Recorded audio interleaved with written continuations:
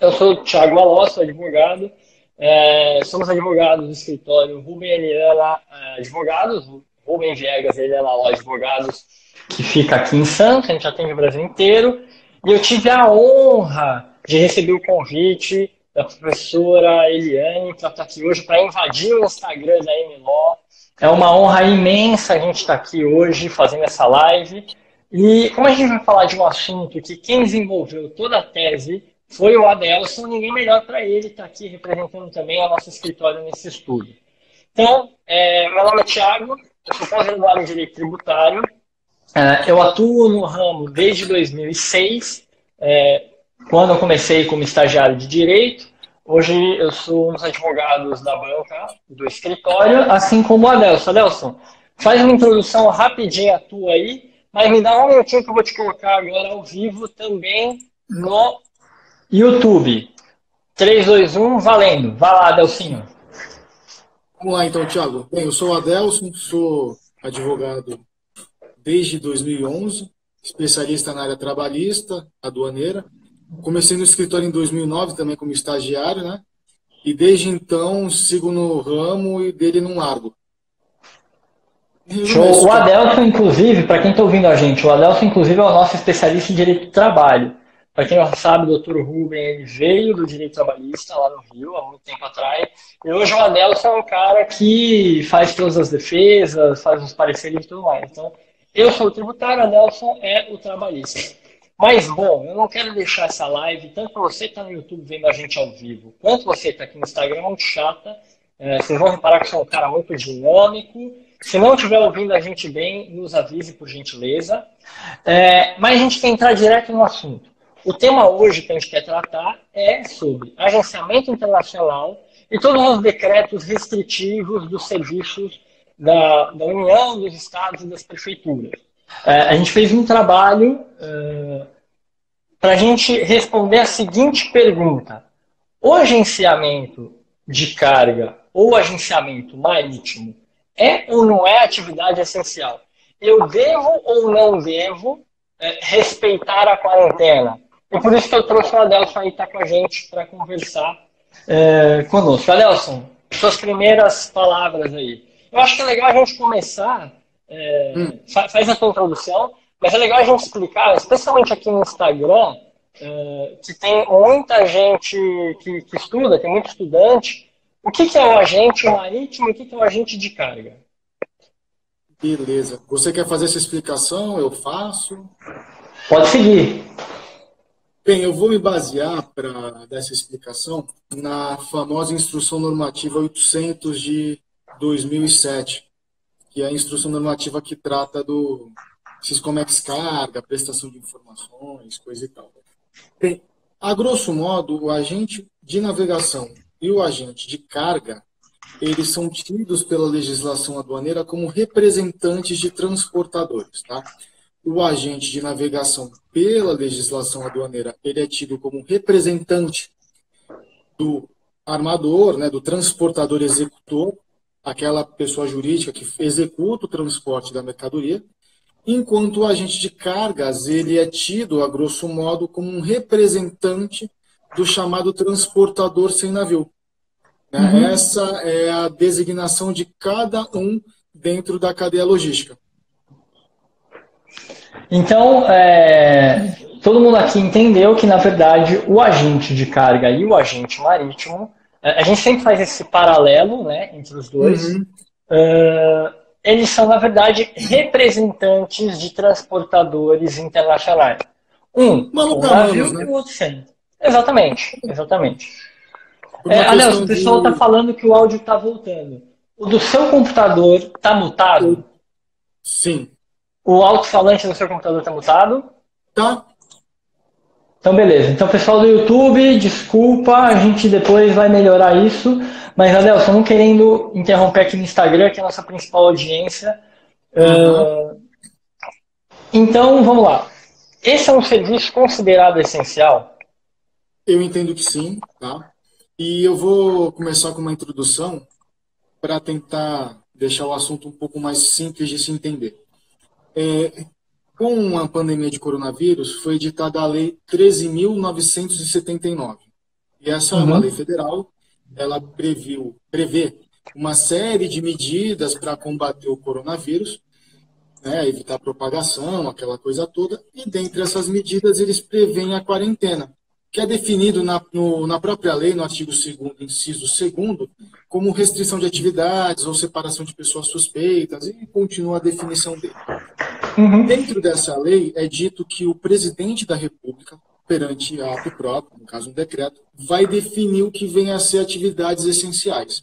Então, se a gente for parar para pensar, a gente tem uma lei, uma regra geral, vai ter uma regulamentação dessa lei por meio de um decreto, e essas duas vão prever regras amplas, genéricas, para que os outros entes federativos possam tratar do assunto, mas sempre olhando as limitações que a lei federal e o decreto federal estabelecem. O que eu quero dizer Uhum. com isso? Qualquer decreto estadual ou municipal, ele não pode falar além das limitações que já são impostas pela Lei 13.979 e pelo Decreto Federal 10.282. Eles só podem falar de questões locais. Eles podem Uhum. adaptar as normativas deles a questões que envolvem a região, o município, coisa e tal.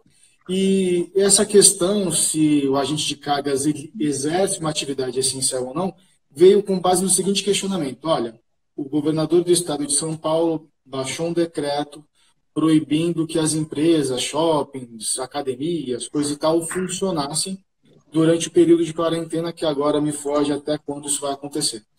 E a Uhum. pergunta é, agente de cargas, eu devo parar de funcionar? E aí que começou toda a pesquisa para que Agente eu... carga e agente marítimo, né? Ambos. Sim, aplica são os dois. Aqui o questionamento veio de um agente de cargas, mas o que se aplica a um se aplica ao outro, sem sombra de dúvidas. E o que Uhum. acontece? O decreto estadual, primeiro ponto que tem que ser esclarecido, ele ele suspende, né, o atendimento presencial ao público, em comércios, shoppings, etc. Mas ele ressalva atividades internas. Ou seja, o shopping ele pode praticar algumas atividades internas para manter a ordem, o funcionamento, a manutenção das instalações. O que ele só está proibindo, Administração. exato, o que ele só está proibindo é o atendimento presencial ao público, para evitar aglomerações. Essa seria a primeira ressalva, né? Em seguida, o decreto diz que o disposto no caput, coisa e tal, não se aplica a atividades que tenham por objeto, ou melhor, por empreendimentos, estabelecimentos que tenham como objeto atividades essenciais. E ele apresenta um rol e, ao final, ele se remete ao parágrafo 1º do decreto, parágrafo 1º, artigo 3º da lei, do decreto federal, perdão, 10.282, que foi aquele decreto que o Bolsonaro baixou para regulamentar Uhum.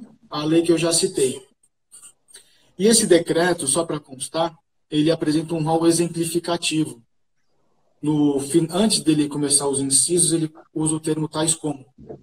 Então, ele apresenta um rol exemplificativo e qualquer atividade que não conste arrolada neste decreto, a depender da circunstância, ela pode ser tida também como uma atividade essencial, tá?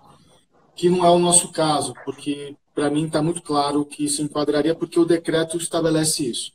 Pois Uhum. bem, o que o decreto 10.282, no artigo 3º, parágrafo 1º, inciso 22, diz?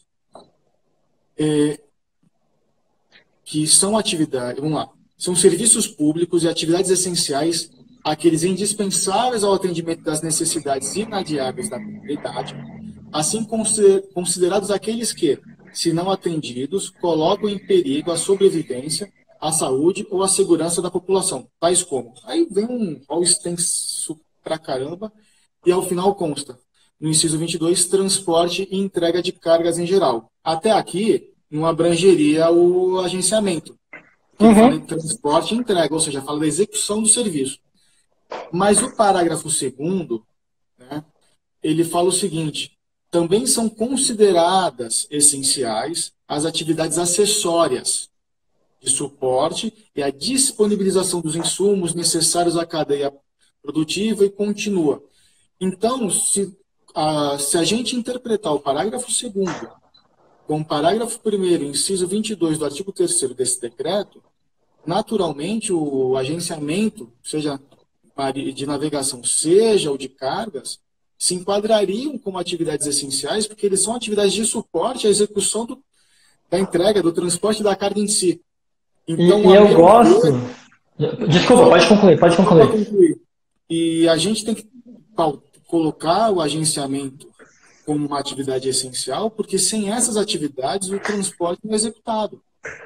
Quem trabalha na área sabe que tem todo um caminho prático, operacional, que passa por uma série de intervenientes, dentre eles os agentes. Então, não é possível simplesmente o transportador executor exercer a atividade dele diretamente. A cadeia logística já estabelece que as coisas funcionem desse jeito. Então, foi sábio do decreto estabelecer que as atividades de suporte são também as atividades essenciais, senão seria uma letra morta. Eu estabeleço que a atividade é essencial, mas aquilo que é capaz de conduzi-la à execução não é.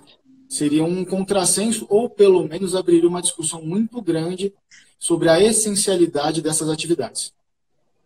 E eu vejo como essencial, inclusive, era isso que eu ia falar aquela hora, se a gente pegar Regulamento Aduaneiro, Decreto-Lei 3766 e a própria IN 800 da Receita Federal, você vê lá que os agentes, na qualidade de representantes de transportadores internacionais com e sem navio, são atividades que estão ali dentro de todo o processo efetivamente aduaneiro prático da coisa, né? A gente que está muito de frente ali com o cliente, falando sempre com operação, falando sempre com o diretor de operações e tudo mais, para a gente fica muito claro, por exemplo, que o importador ele não coloca a mão na carga se o agente de carga não fizer o que tem que fazer. Se o agente marítimo, na qualidade de representante do transportador com o navio, também não fizer parte dele, né? Então, considerando que aqui no Instagram tem bastante gente que estuda muito o tema, a gente tem essas 3 normas que, se você não conhece, vale a pena dar uma lida. Normalmente a gente vê alguns erros práticos simplesmente porque as pessoas desconhecem Decreto-Lei 3766, Regulamento Aduaneiro e IN 800, especialmente no mundo do agenciamento. Se tiver alguém aqui assistindo a gente que trabalha na operação, ou advoga, ou é jurídico interno, enfim, é praticamente a nossa Bíblia, né, Adelson? Então, você está dando risada porque a gente vive com essas 3 normas abertas no computador o tempo inteiro, né? Relendo e lembrando que se esqueceu de muita coisa. Exatamente. Então, eu concordo com a tua análise de que foi muito feliz a parte estabelecida em relação à exceção. Então, se você hoje é um agente de carga ou agente marítimo e, por alguma questão, está passando uma ambulância pela minha rua, não sei se está atrapalhando o áudio do YouTube e do Instagram. Não, está perfeito o áudio. Está perfeito? No YouTube eu não sei. E se você não estabelece exatamente essa exceção, você impedir efetivamente essas pessoas de trabalhar. A gente que mora em Santos, a gente vê passando na praia, ainda entrando e saindo navios repletos de container. Então isso dá até um certo conforto, porque em tempos de crise o comércio exterior é afetado, por conseguinte, o direito aduaneiro e o direito marítimo começa a ter muita demanda, muito mais do lado privado do que o lado público, né? Que a MLaw Academy também é especialista em tratar de tema do direito público, mas agora a nossa análise é muito mais para o direito privado, e surgiu de dúvidas práticas. Então, isso que a gente está trazendo hoje aqui para os alunos e para quem segue a MLaw aqui no Instagram, são dúvidas práticas que efetivamente o mercado tem, e que acabou que na quarta-feira a gente fez um post no nosso blog, muito bem redigido pelo Adelson, no sentido, concluindo, no sentido que o agente marítimo, o agente de carga, segundo a exceção estabelecida no próprio decreto presidencial, ele é sim considerado atividade essencial. Portanto, no seu condomínio, no seu prédio, a gente teve essa pergunta também, né, Adelson? Se você quiser concluir respondendo essa minha pergunta, por exemplo, tem um agente marítimo que trabalha num edifício e que o edifício todo parou de funcionar. O que ou o CEO, ou a pessoa responsável por esse agente marítimo, agente de carga, o que ele tem que fazer? Bem, inicialmente seria falar com o responsável pelo condomínio, tentar fazer a pessoa entender que a atividade dele tem que ser permitida naquele edifício. E eu estava tentando aqui dar uma olhada, que no decreto baixado pelo Dória, ele estabelece algo do tipo, né? Agora eu não me recordo muito bem, mas eu acho que o bom senso é o primeiro passo. E é claro que se o síndico do condomínio, o responsável pelo edifício, não permitir o funcionamento da empresa, naturalmente ninguém vai se autotutelar. Então teria que recorrer ao judiciário para que fosse determinado a permissão, uma obrigação de fazer, né? De permitir que aquele estabelecimento, aquele empreendimento funcionasse normalmente no prédio. Felizmente, a gente não teve nenhuma situação prática, né? Não, não tivemos. Eventualmente de algum cliente ou de algum amigo que funciona na qualidade de agente marítimo ou de carga, tenha sido impedido de trabalhar. Eu acho Não, que, até agora na não. medida do possível, as empresas elas estão se adaptando. Um parênteses aqui, eu vi até uma brincadeirinha, que é uma piada, assim, o que motivou a inovação na sua empresa? O CTO, que é o cara de tecnologia, B, o CEO, que é o cara que está à frente da empresa, D, algum consultor externo, ou a última opção, o coronavírus. Então, fazendo essa brincadeira aí, na verdade, o coronavírus ele veio para falar o seguinte, olha, é possível você ter uma política de home office e uma política de flex time durante a tua jornada de trabalho, mesmo nas atividades essenciais. Esse gancho que eu queria fazer, né? Atividades essenciais, com teletrabalho, home office e, claro, o que for atividade considerada essencial ou acessória ou conexa a essa atividade essencial, e você não conseguir, pelo motivo que for, colocar o teu colaborador em casa, existem medidas, inclusive judiciais, com base legal, para que ele continue exercendo o trabalho dele na empresa, né, Adelson? Sim, a legislação, na verdade, como a gente conversou, a medida provisória que foi baixada, depois até alterada pelo Bolsonaro, para tratar de algumas alternativas para a condução desse problema trabalhista, né? O que fazer com os meus empregados se eu não posso funcionar normalmente? Não houve nenhuma inovação, não foi criado nenhum instituto jurídico novo, né? O home office já existia na CLT após a reforma trabalhista, devidamente regulamentado, coisa e tal. O que, na verdade, houve nessa medida provisória, mudando um pouco de tema, foi a flexibilização de algumas exigências, férias coletivas. Antes férias individuais, eu devia comunicar com 30 dias de antecedência o empregado. Eu, empregador, posso escolher meu bel prazer de acordo com a minha conveniência, mas eu tinha o dever de comunicar meu empregado com pelo menos 30 dias. Nesse E período, trazendo. 48 horas. Então, desculpa te interromper. Então, o que eu percebo, o que eu analisei, o que eu percebi, é que essa medida provisória não criou nada de novo. Ela simplesmente flexibilizou algumas coisas para viabilizar a manutenção das empresas, de empregos, coisas e tal, e dar um respaldo jurídico para o empregador, porque quem milita na área trabalhista e tem como clientela empresas, sabe que o grande medo das empresas é a insegurança jurídica.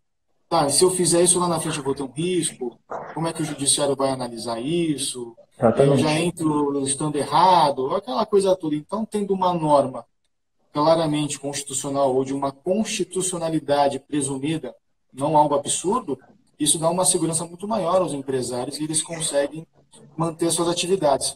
E Se você você... falou uma coisa muito importante, que é a tomada de decisão por parte da empresa, por parte do empresário, né? Então, nós que somos estudantes do direito, aqui desse lado, a gente tem que se lembrar, às vezes, de se colocar na cadeira do gestor também, para tentar encontrar o melhor caminho para ele, claro, dentro de uma viabilidade, tanto jurídica quanto técnica e legal, inclusive, né? Com certeza. Eu estava, inclusive, seguindo nessa linha de serviços essenciais, o que pode abrir, o que não pode, serviços conexos essenciais. Essa é uma questão que tem reflexo em todas as áreas do direito. Como a gente falou aqui, do teletrabalho, do home office. Eu até achei que eu ia me atrasar aqui para a live, porque eu estava com um cliente no telefone, um agente de carga bem grande, e ele estava me perguntando das implicações tributárias. Porque, por óbvio, advogados de São Paulo, que tem aquelas teses tributárias de prateleira, ligaram para ele e falaram: olha, você pode não pagar o seu tributo se não entrar com mandado de segurança. Não era um escritório de advocacia especializado aqui no direito aduaneiro marítimo. E aí, um dos pontos que eu contrapus, auxiliando ele ali na tomada da decisão, se vamos entrar com o MS para suspender os tributos ou não, é exatamente se o fato do príncipe ele é aplicável mesmo quando eu sou exceção à regra. Eu concordo que poderia ser aplicado quando eu sou a regra, né? Ou seja, mandaram eu parar, eu tive que parar, eu parei de produzir, não foi uma decisão minha ou do mercado, né? Foi uma decisão de cima. Justificada ou não, não importa. E aí eu contrapus esse ponto. Então, é muito importante isso que você está falando, para quem está ouvindo a gente também discorrer isso junto com o seu cliente. Falar assim, olha, na verdade existe uma exceção à regra. Uma coisa que me chamou a atenção é que essa situação toda ela é muito peculiar. É uma pandemia mundial.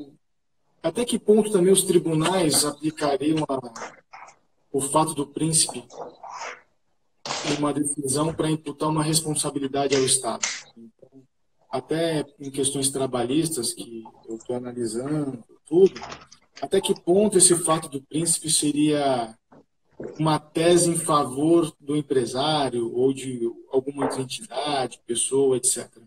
Porque a situação é muito peculiar e o próprio Estado brasileiro também é refém dela. Uhum. E existe um interesse que é o da coletividade, tudo.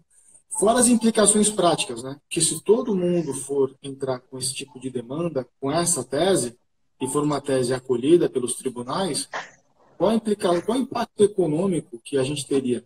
Porque o regime de pagamento dos entes federativos tem um regime próprio, precatório, requisição de pequeno valor, enfim.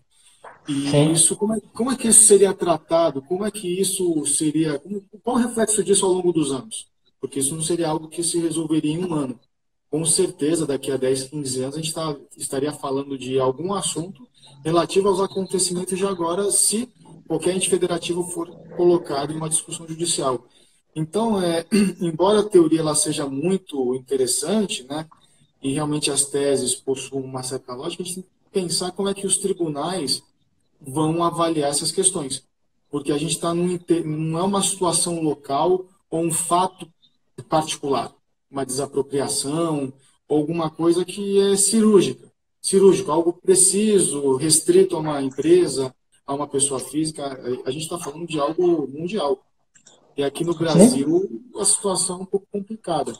Como é que ficaria a manutenção do Estado numa situação dessa também? Então, eu penso que tem que ter um pouco de cautela e não meter os pés pelas mãos, como diz o ditado.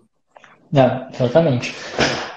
Bom, o pessoal que entrou agora, que entrou no meio da live, ou que entrou que eu já tinha apresentado todo mundo, meu nome é Thiago Aló, eu estou invadindo aqui o Instagram da MLO. Obrigado, professora Eliane, pela oportunidade, pelo convite. A gente se sentiu muito honrado de estar aqui hoje. A gente está batendo um papo sobre serviços essenciais, o que é considerado essencial, o que não é, o que é serviço conexo. Eu estou aqui embaixo com o Adelson, aqui embaixo para quem está no Instagram, aqui do meu lado para quem está no YouTube, com o Adelson que é nosso advogado lá no escritório. E pausando aqui um minutinho para entender se alguém tem alguma dúvida, algum comentário. Adelson, você viu alguma dúvida, algum comentário aqui? Ih, caramba, tem bastante gente falando. Mas o mais complementação do que a gente está conversando, pelo que eu consegui observar aqui. Vamos lá. Obrigado, todo mundo está aí. E eu acho que um dos últimos comentários aqui foi o próprio comentário da doutora Eliana. A Carolina, ela está perguntando como fica a publicação da portaria 149, 27 de 3 de 2020, pelo ministro Sérgio Moro.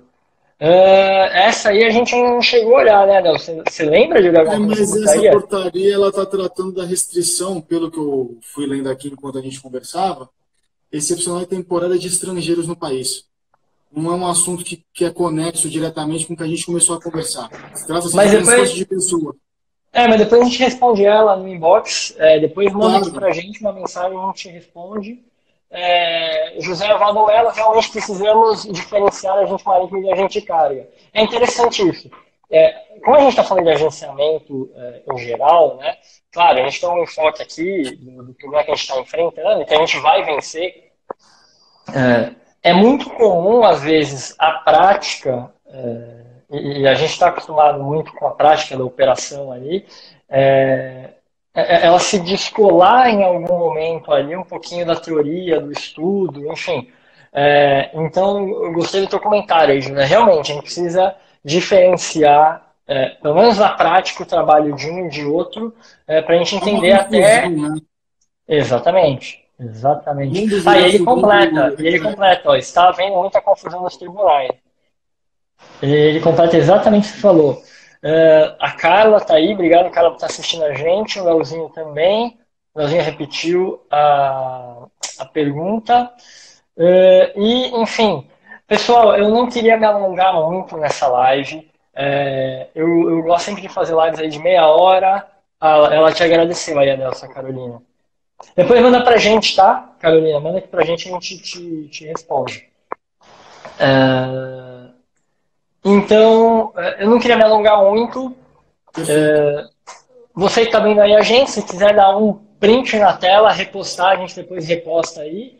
É, Alguém tem alguma pergunta, alguma colocação? Adel, você quer falar alguma coisinha a mais enquanto eu vou preparando o nosso encerramento? Olha, Tiago, sobre esse assunto, eu estava refletindo hoje mais cedo, né, inclusive na minha praia, que é a área trabalhista. Eu acho que dentro dos problemas, soluções e evoluções ocorrem, né? E eu Uhum, acho que tem algo interessante acontecendo na questão laboral, que as empresas estão descobrindo novos modos de trabalhar. concordo. A gente está muito acostumado com o sistema presencial. Eu mesmo confesso que é um pouco dificultoso, você tem que separar a rotina, afazeres, que momento eu vou trabalhar, em que momento eu vou me divertir. As coisas acabam se misturando, né, no meio do tempo. Às vezes você tem criança pequena em casa, depende. E quanto mais essa situação que nem as escolas estão funcionando, mas pelo Complicado. que eu pude observar, né, eu acho que é algo interessante. Dentro de todo esse problema que o coronavírus está gerando, eu acho que as empresas, inclusive aqui no Brasil, elas vão aprender novos modos de trabalho. E eu acho que o home office é uma boa. Tem algumas atividades que podem ser desempenhadas remotamente.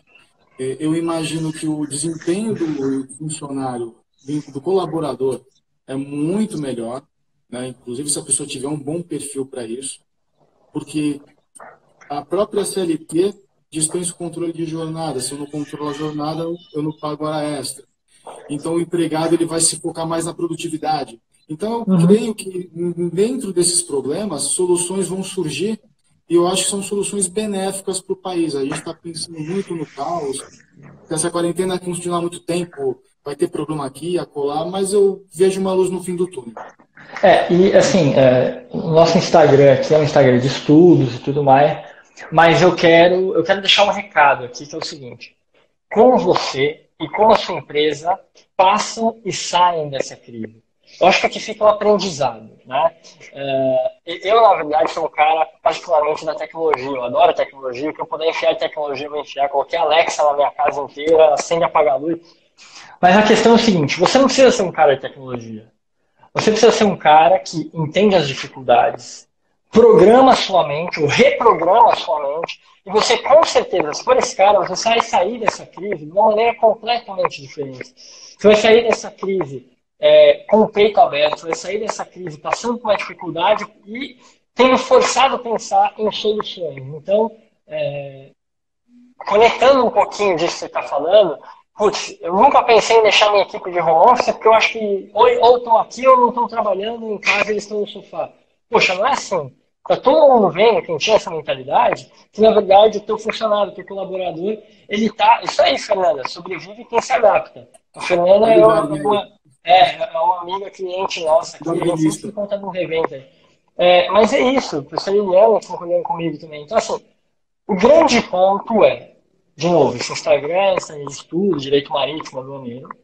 Mas o ponto é o seguinte, eu quero que você reflita e depois me mande uma mensagem, no meu pessoal, @Thiago Alon.